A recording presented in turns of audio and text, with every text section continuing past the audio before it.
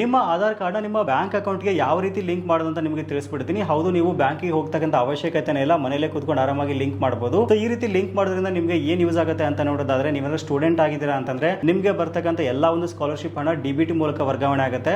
ಅದಕ್ಕೆ ನಿಮ್ಮ ಒಂದು ಆಧಾರ್ ಕಾರ್ಡ್ಗೆ ಕಂಪಲ್ಸರಿ ಆಗಿ ನಿಮ್ಮ ಬ್ಯಾಂಕ್ ಅಕೌಂಟ್ ಲಿಂಕ್ ಆಗಿರಬೇಕು. ಇವನ್ ನೀವು ಗೃಹಲಕ್ಷ್ಮಿ ಹಣ ತಗೋತೀರಾ ಅಂತಂದ್ರೆ ಅಥವಾ ಅಕ್ಕಿ ಹಣ ತಗೋತೀರಾ ಅಂದ್ರೆ ಸಹಿತ ಅಲ್ಲಿ ಡಿಬಿಟಿ ಮೂಲಕ ಬರ್ತಾ ಇರುತ್ತೆ.